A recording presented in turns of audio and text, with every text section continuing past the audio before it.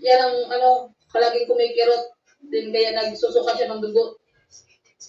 Parang, kasi dati yung mama ko nagsuka din to ng dugo pa sobrang pagod sa trabaho kasi yun nga, mahirap yung sitwasyon namin dito, sila dito. So, kailangan kurso ng magtrabaho dun sa bukid. Sobrang layo kasi, lalakarin ka ng mga ilang minuto. Tapos pauwi pa dito pagkahapon, doon nagbilad sa init, buong araw, di magbuhat ang mabigat. So, na niya, mga opera niya dati. So, kailangan natin mga bukas kasi ngayon, ako na po kami nakarating dito, mga bukas, papacheck up natin si mama ko. Yeah. Para malaman natin kung ano talaga yung nararamdaman niya o agapan ka agad para pinang siya kagad ng gamot.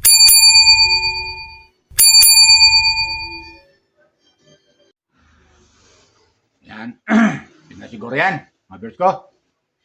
Welcome po kayo sa aking YouTube channel, Randy Channel. Pag-subscribe, like, share, and comment dito sa aking YouTube channel. Welcome po kayo. Kumusta po kayo? Kumusta? Mga viewers ng Chris Pau. Mga Chris Pau fanatic dyan. Mga viewers si Pugubiero, viewers si Krishna, viewers si Kalinga Prab. Shoutout sa inyo. Welcome po kayo sa aking YouTube channel. Please subscribe, like, share, and comment. Maging sa ibang bansa na mga OFW, ng mga taga-suporta ng Chris Pau. Mga taga-suporta ni Kalinga Prab, ni Pugubiero, welcome po sa aking YouTube channel. Please subscribe, like, share, and comment. At batiin ko kayo ng magandang umaga, magandang tanghali, magandang gabi sa inyo lahat. Saan makipahig ng mundo na roon, welcome po kayo sa aking YouTube channel. Ng mga viewers, ng mga hinaan po charity vlog katulad Katekram, Kabisnes, Papalins TV, Japper Sniper, Daddy Frankie, Virgilin Care, welcome po kayo sa aking YouTube channel. Please subscribe, like, share. Mga viewers ni Miss Ivana Lawi at ni Senator Rapito, shout out sa inyo lahat. Okay? Tuloy tayo mga viewers ko. Ito aking kasing comment sa video patungkol kay Krishna ay nung napanood ko yung kanyang upload video ni Krishna. Kaya pala siya nawala doon sa PB House. Ay yun nga, umuwi nga siya at sinabi naman ni Pugubiero na kaya nga nung Mansari ay wala siya kaagad doon dahil nga umuwi nga si Krishna dahil may sakit yung nanay niya. Mga viewers ko. So, doon pa lang, bilang Chris Pau fanatic, nag-alala na tayo, taga-suporta ni Krishna at ni Pugubiero, nag-alala na tayo, di ba? Kaya pala, mga viewers ko, umuwi kagad si Krishna doon sa kanila ay dahil yung nanay niya ay yung sakit ay yung kumikirot daw. Di umano, yung sikmura. Dahil marami siyang opera, yung nanay niya, maraming opera, tapos nagbubuhat pa ng bigat. So, anong nangyari? Ayun. Yung nanay niya, sumuka ng dugo. Sumuka ng dugo. Sabi ni Krishna. Ito, mamaya pakakita ko sa inyo, kumuha ako ng video clip do sa video upload ni Krishna. Kung anong masasabi nyo. Kaya, nahirap talaga pag, siyempre sa book, hindi maiwasan yan mga viewers ko eh. Lalo-lalo kung sa hirap ng buhay, at kayo lang inaasahan ng inyong mga anak, talaga di maiwasan na magbubuhat ka talaga ng mabibigat. Especially sa babae. Di maiwasan. Hanggat kaya ng kanyang katawan, gagawin niya para lang sa kanyang mga anak. Ganon ang nanay, mga viewers. Ganon sila. Ganon sila kasipag para lang sa kanilang mga anak. Para lang mabuhay o gagawa ng paraan para lang mabuhay ang kanyang mga anak. Gagawin niya ang nararapat sa abot ng kanyang makakaya. Ngunit dumating sa punto na yung nanay ni Krishna ay marami palang sabi niya, marami raw siya opera yung nanay ni Krishna, kaya hindi nakayanan, ayun, sumuka ng dugo, sumakit yung bandang sikmura, sumuka ng dugo. So may problema, di ba mga viewers ko? Tapos sumuka, namaga yung mata ng nanay niya. So, ang nakikita ko dito mga viewers ko, talagang over fatigue, masabi natin, over fatigue, tapos binat. Kasama ng binat doon. Pero pinaka-the best yung ipa-check up talaga. Para malaman kung anong gamot ang nararapat sa kanya at kung ano ma-advise ng doktor. Di ba ganun yun? Kung ano ma-advise ng doktor, pinaka-the best talaga, yung pa-check up. Kaso nga lang, yung nanay parang, yung nanay ni Chris na parang nagdadalawang isip. Siguro, naisip siguro yung gastusin. Tandaan nyo lagi ngayon libre na magpa-check up. Wala nang bayad. Wala na kayong babayaran sa ospital. Baka marami pang hindi nakakaalam dyan. Libre na ho ang check up sa mga public. Wala na po kayong babayaran. Ang problemahin nyo lang yung pamasahin ninyo at yung pambili nyo ng pagkain. Pinakadabes, magbaong kayo. Yung pamasahin na lang papunta raw sa ospital. Yun na lang po problemahin nyo. Pagdating sa sa check up, sa doktor, anong mga gamot doon na available sila, ibibigay nila sa inyo. Libre ho yun. Libre ho yun. Nasa batas na po yan. Baka may hindi pa nakakaalam dyan. Libre na ho ang ospital. Sa mga public hospital, huwag yun sa mga private. Talaga iba yun eh. Sa mga public hospital, libre na ho yan. Baka marami pang hindi nakakaalam. For your information, ang check-up ay libre na po at huwag po kayong mag-atubiling pa-check up kung may kayo nararamdaman kaagad, tumakbo na kaagad kayo sa ospital, sa mga public hospital, dahil libre na po. Totoo po yan. Kung nanonood kayo, kaya nga ako nanonood ng mga balita, yung usapin sa Senado ay talagang napapag-usapan yan at isinabatas na yan. Pinirma ng ating Pangulo yan. Yan ang pinakamaganda na nagawa nila na batas para sa ating mga kababayan, lalo na sa mga mahihirap na mga kababayan natin. Na walang pambayad sa ospital, walang pambili ng gamot. Libre na po ang gamot sa ospital. Basta available lang, mayroon sila. Okay, kumuha ko ng video clip ni Krishna, mga viewers ko. Doon, ito, panoorin natin kung ano masabi nyo at kayo namusga. Doon, sa sakit ng nanay, mga viewers. Kumuha ko ng video clip, panoorin natin. Paalala ko ulit, sunod na po kayo, lalo ng mga viewers ni Krishna, lalo viewers si Pugo Bihero, mga Crespo fanatic dyan, sunod na po kayo. Ito panoorin natin, kayo namusga. At comment lang kayo mga viewers ko, comment lang kayo kung ano masabi nyo. Tapos mama sa loob. Kumusta yung yung bug, yung mata mo? Beautiful, eh? Beautiful eyes. Yung mama ko kasi, kaya umuwi ako dito kasi yung mama ko may karamdaman po siya, kaya ako na uwi. Nung galing kami sa mission at sabi ko kay Sir Paul na uwi muna ako kasi yung mama ko may karamdaman po siya, may sakit po yung mama ko, so kaya ako umuwi ngayon. Pero actually, kahapon pa po ako ng hapon nakarating sa lola ko. Tapos, sobrang lakas ng ulan. So, nag-chat na ako sa kapatid ko na, na pasundo ako para makapunta ako dito sa mama ko. Kaya makalakal na to. Ha? Sino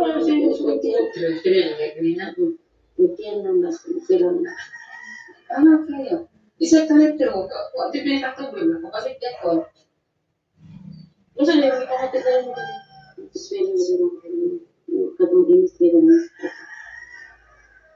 Eh pala na yung mama ko kasi doon sa bukid kasi namin, sobrang layo. Tapos nag-spray daw yung mama ko. Siyempre nagbubuhat yan ng mabigat. So kaya parang yung opera niya ba? Kasi yung mama ko maraming opera po. Then, nag siya ng dugo, nagasuka ba? Dahil parang na-overfatigue yata yung mama ko sa pagod doon sa bukid namin. Tapos nagbubuhat ng mabigat, then nabilad sa init. Doon sa tingin pa ko ng stroke. So, ba mukuan daw magana kinasuka daw mo. Wala pa daw na stroke daw. yan ang Ibu ni sa doktor mo na ipasalaw ang iyong kumatay niya na kasama daw. talaga na. Stay niya ito ay matlok. Wala siya. Ugma.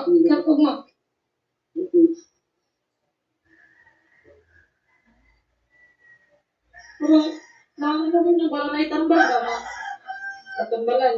Usay, kailangan mamala, kailangan na ipa-check up para makabalot ako. Usay, angay buhaton, o dapat inang nga tambal. Parang, okay, pero magkano ka dito na lang, maging wala ka pa rin ito.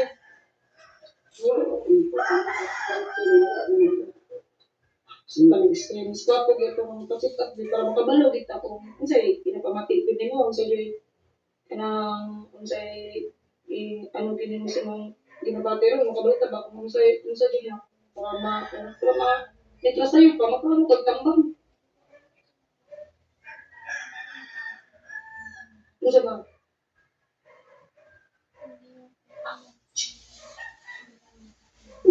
Madlock na kayo, madlock.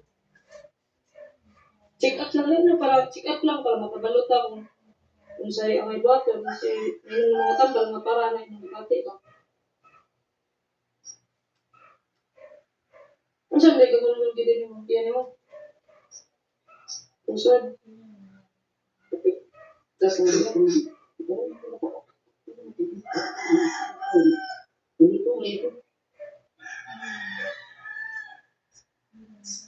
kung saan po na yung ito? Domingo. May mga sa? Pero magkaroon pa ka. Kaya gani mo gani giyo ta ito check up na to na. Dugot pa na kundo? Ano to ka? Yung mama ko kahit na gano'n, nabibirok ka rin yung mama ko. Ya? Itihin nyo ba? Itihin. Para, what? Ano, sir? Luce.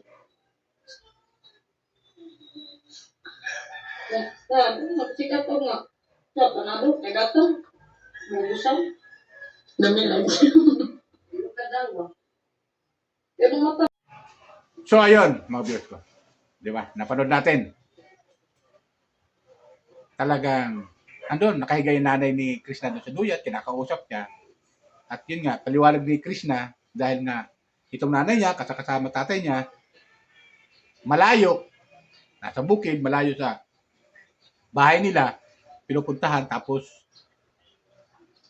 siguro, bulubundukin pa, tapos, nagbubuhat pa ng mabibigat na bagay, mga kahoy, kung anong bagay man na pagkakakitaan nila, o lalo na yung kamuting kahoy, mabigat yan eh, kamuting kahoy mga viewers ko. Kung hindi nyo pa nasubukan, mabigat yan. Lalo ilalagay nyo sa sako, mabigat yan. Kamuting kahoy. Kahit yung kamote, mga viewers ko, mabigat yan.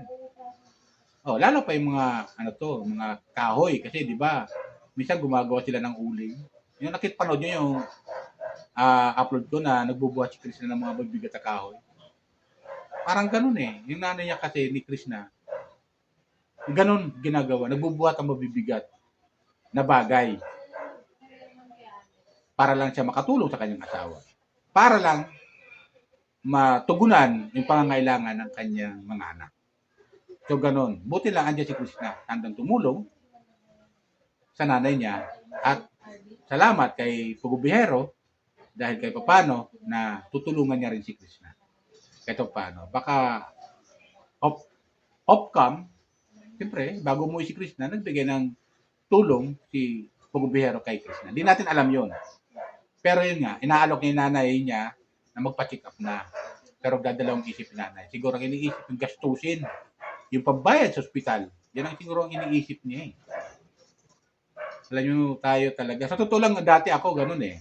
Ayaw ko magpa-check up kasi ayaw ko na malaman ko na meron akong sakit. Pero bandang huli, napunta rin ako sa ospital. At nagpa-check up. At doon ko nga nalaman na meron akong diabetes na sakit. Meron akong high blood. Mga ganun. Mataas yung aking blood sugar. Malataas yung aking acid. Doon ko nalaman, meron na pala akong mga ganun sakit na hindi ko alam. Na tuloy-tuloy lang pagtatrabaho ko. Di ba? So, ganun. Kaya, huwag tayo matakot magpa-check up. Sa ngayon, dahil libre na po. Yun po ang baka hindi alam ng nakararami nating mga kababayan. Huwag niyo pong hintayin na dumating sa punto na lumala yung sakitin niyo at mawala kayo sa mundo. Hanggat may paraan, hanggat kaya nyo at mayroon kayo pamasahe, mangutang kayo sa kapitbahay, kung mayroon kayo nararaw, pa-check up na kayo. Libre po. Dahil sa batas na universal healthcare. Lahat po ng tao, lahat ng kabayan, ultimo bata, meron na pong PhilHealth yan. Yung universal healthcare card, yung tawagin, ng ating batas. Tapos, pinunduhan ng ating gobyerno, ang mga public hospital, na lahat ng mga kababayan natin na pupunta sa public hospital, papacheck up, papagamot, o manghingan ng gamot, libre na po yan, mga Diyos ko. Baka hindi nyo alam. Yan ang napakagandang nagawa ng ating gobyerno sa kasalukuyan. Di ba dati-rati, pag pa-check up ka lang, kailangan mo bitaw ka ng, depende sa hingi ng doktor, minsan pinakamababa doon, 500 eh. Eh kung pamasahe mo lang tamang-tama sa'yo, wala. Nga ka doon sa ospital, nakatenga ka ron. Nakatunganga ka ngayon doon. Malayo ang iniisip mo, di mo alam kung saan ka pukuha ng sa ospital, pambayad. Di ba? Pero sa ngayon, libre na po. Libre na po ang ospital ngayon. Basta ilapit nyo lang sa, ano to, ilapit nyo lang doon sa Malasakit. May Malasakit eh. Kaya nga, isa riyan sa napakaganda at pinunduhan naman ng ating gobyerno. Lapit lang po kayo doon. Libre na po ang ospital. Wala na po kayong babayaran. At yung mga gamot na pangailangan ninyo, may bibigay po sa inyo. Libre po yun, hindi nyo na po bibili. Dahil yan talaga ang ginawa ng ating mabubuting mga senador. Sa awa ng Diyos, sa tulong ng ating mga senador, ginawa nila yan, isinabatas yan at pinapirmahan sa ating Pangulo. At naisabatas nga yan. Libre na po sa mga public hospital. Ang papacheck up, wala na po kayong babayaran. Ultimo ang problema nyo lang yung pamasahe nyo papuntang hospital. Ang gagastusin nyo. Wala na po kayong babayaran. Yun lang, yung halimbawa, pangangailangan dugo ang kailangan, siyempre wala namang hospital, libreng dugo sa hospital, wala naman dugo ron na sila na libre. Kukuha ka ng kapwa mo na magdudunit ng dugo. Kung dugo naman kailangan, sasalinan ka ng dugo, di ba? Kukuha ka ng kamag-anak mo, kaibigan mo na handang tumulong magdunit ng dugo. Yun ang hindi libre do kasi walang dugo silang stock doon sa ospital. Kung kailangan ng dugo. So yun ang isa ang hindi libre, mga viewers ko. Depende kung may available sila na nakuha sa mga nagdunit ng dugo at nagmatch yung dugo nyo, yun, siguro, baka maaari pa malibre. Kung maubusan yung blood bank sa ospital, di wala na. Paano yung mga ngailangan? So, kailangan may kapalit yun. Kaya maraming mga kabuhayan tayo na nagdudunit. Katulad ko, dudunit ako ng dugo dati. Kasagsagan pa nung ako, kabataan ko, pag dudunit ako ng dugo. Dahil, malaking bagay din yun yung magdudunit kayo ng dugo. Malaking bagay, nakakatulong kayo sa kapwa. Yung dugo na dinudunit mo, hindi mo alam kung sinong tao ang masasalinan nun. So, kahit pa paano, nadudugtungan mo yung buhay niya. Di ba ganun yun? Tulong-tulong lang. So, ganun. Pero pagdating sa gamot, may mga gamot, basta sa public hospital, lumapit kayo, libre na po yan. Libre na po. Pati check up, libre sa mga public hospital. Libre na po yan. Baka hindi nyo alam. So, ganun lang. Advice natin kay Krishna, tama yan, na ipa-check up mo mama mo para malaman yung sakit kung anong gamot ang nararapat na pwedeng inumin niya. At para ma-advise siya, kung kailangan huwag siya magpapagod, huwag na siya mabubuhat mo bibigat, katulad ginagawa ni Krishna na pagbubuhat mo bibigat, ay huwag niya nang gawin. Dahil baka ano pa mangyari sa nanay. Okay, mga viewers ko, komenta kayo kung tama sasabi ko. Baka hindi pa alam na nakararami. Libre na po ang hospital ngayon. Hospital po kayo, sa mga public hospital kayo pumunta ha. Huwag sa private. Sa private talaga, magbabayad kayo. Sa mga public hospital, libre na po. Huwag po kayong check up, libre na po. Wala na pong babayaran. Basta meron lang kayong health card. Pero yun, ang health card na yan, magagal sa hospital yun Sila magbibigay sa inyo yun. Yan ipapakita nyo lang para malibre na. Yun, check up. Okay? Yan na po. Bye. Ingat po tayo lagi. Pagpalain po tayo ng pumay kapal. mga viewers ko, mga tagahanga ng Chris Paul Fanatic. Di ba? Mga viewers ni Pubihero, Krishna, at ni Krishna, mga viewers sa Kalingap. Lahat ng mga hinahangaan ko charity vlogger, katulad ni Ate Tekram, Katekram, Virgilin Care, yan. Daddy Frankie, yan. Vince TV, ito yung mga charity vlogger na tumutulong sa ating mga kabayan. Yung mga binabanggit ko. Yan, Miss Ivana Lawi. Kumawa pa siya kay Miss Ivana Lawi, nagpa-prank siya, pero ang pag-prank niya ay para pag tumulong din. So, ganun. Kay Senator Rapi Tulfo, nakita niyo naman kung nanonood kayo lagi, kay Senator Rapi Tulfo sa kanyang programa, ay puro pagtulong sa mga kabayan. So, ganun lang mga viewers ko. Yan lang sa akin. Sana gusto niyo aking comment, reaction sa video para ito paano mabigyan kayo ng information lang. Na huwag po kayo matakot, magpa-check up. Kung meron na kayo nararamdaman. Sa mga public hospital, pumunta ho kayo, libre na po ang check up.